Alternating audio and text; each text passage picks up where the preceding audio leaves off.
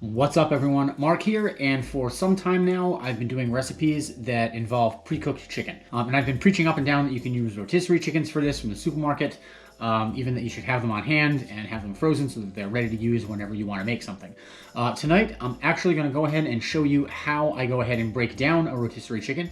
We're going to break down two, one that I'm going to use tonight and one to freeze, but they're both pretty much going to be broken down the same way. Before we get started, I want to take a minute to thank you all again so much for continuing to watch these videos and continuing to support the channel. Please give the video a thumbs up if you like it, or a thumbs down if you don't, and don't forget to comment down below either way. Please consider subscribing to the channel if you haven't already. Click the red button down below or the watermark in the corner, and when you do, make sure you hit that bell icon so you get a notification every time I have a new video out. All right, let's break down those chickens. Okay, so breaking down a rotisserie chicken is so deceptively simple. You can use a knife if you like to. I don't even like to bother most of the time. I'll just kind of start pulling it apart with my hands, and that's usually enough. If you want to use a knife, if you feel like you have to use a knife, then absolutely go for it. I just like to kind of get my hands dirty and do this by hand. But I'm breaking down two chickens tonight. One is going to go in tonight's dinner, which I'm making soup. You can check out the recipe for that if you want. The other I'm going to break down and then freeze, and then I will have it to throw into some soup or make chicken salad or barbecued pulled chicken or whatever I want to use it for at any point in the future. I'm going to use the carcasses and the bones and the skins and everything that's not chicken to make a broth, stock, a broth, whatever we want to call it. We'll talk about that a little bit more after we break down the birds. And I'm just using the bubble tops of the containers that they came in at the supermarket, where I just happened to get them on sale and figured now's as good a time as any, just to hold the chicken and kind of keep it separate, because again, I'm doing two of these. If you want to do multiples and then just kind of portion it out however you like, you can do that too. No right or wrong here. So first thing I'm going to do is pull off the wings, and there's a little bit of meat on here that's appropriate for our purposes.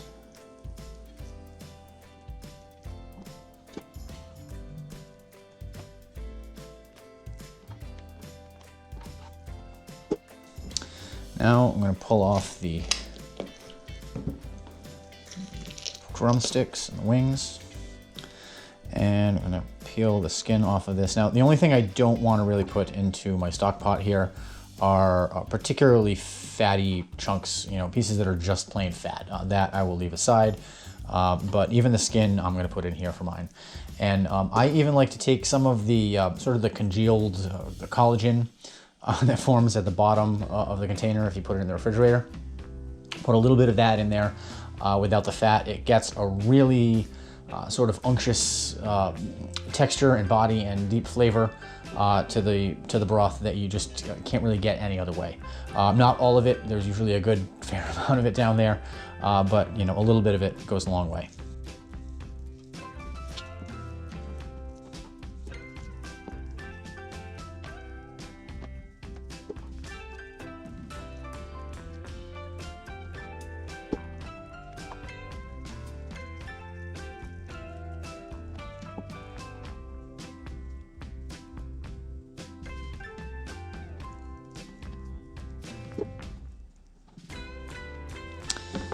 Okay, now peel the skin off of the breast portion.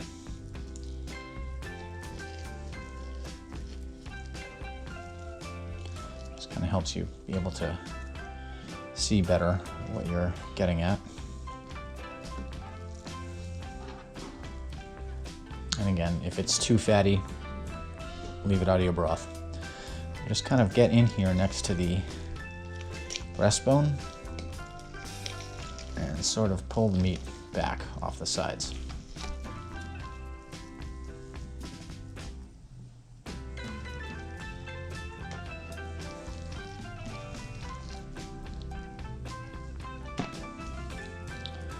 And just make sure we're not leaving anything behind here.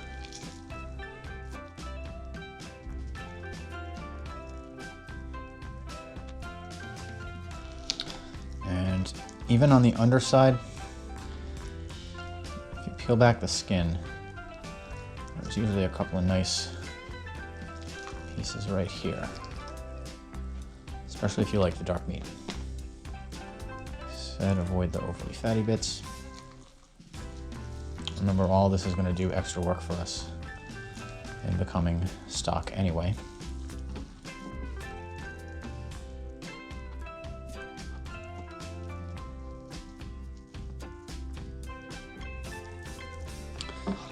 Okay, the rest of this is going to go right into the pot.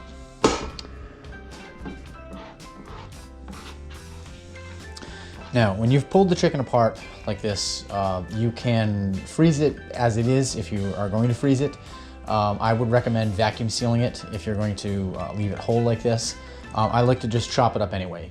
Chances are whatever I'm going to use it for is going to be pulled or chopped anyway, so I'm going to just do that here. And for that, I like to just sort of shred it a little bit with my fingers so that there are no really large pieces. And I like to do kind of a combination, shredding and cutting. So after I mostly leave this shredded, I'm gonna go back and kind of run my knife through it a few times. And then that's sort of the state that I like it to be in when I put it in the freezer. And again, I'm gonna vacuum seal mine, and that's fine for it to be in bags the way that I do it. If you're going to freeze it and you don't want to vacuum seal it or you can't vacuum seal it, I would avoid putting it in plain zipper top bags because surface area is going to be exposed to ambient air inside the bag, and that's what's going to lead to it getting frostbitten.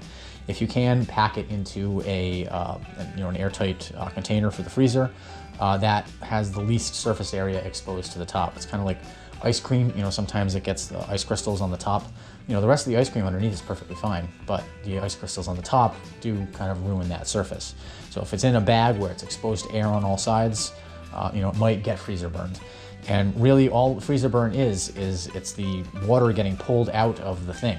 So all those ice crystals that form all over the outside of the chicken or your ice cream are forming because water is getting pulled out of the thing, the chicken or the ice cream. And it's drying it out in the process. It's why things that get freezer burns tend to be, dried out and chewy.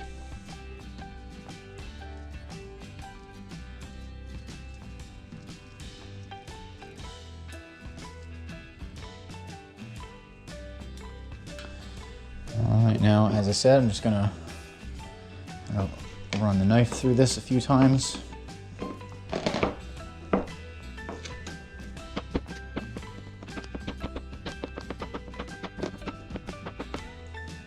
Okay,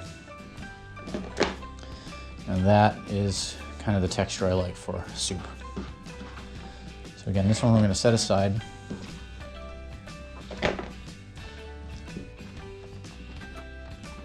So that I can put in the refrigerator for tonight's soup. In the meantime, we're just going to repeat exactly what we did with the second bird.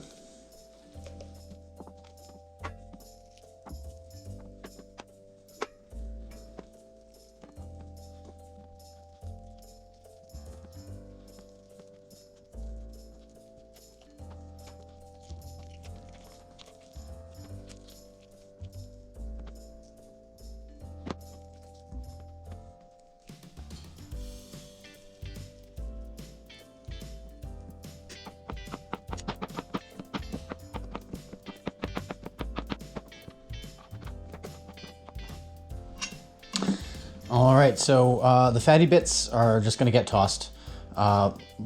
Two perfectly efficiently broken down rotisserie chickens. I've explained in the past that I like to take vegetables before they go bad, like celery and carrots that have been sitting in the fridge, chop them up, freeze them, and then I have them ready to go.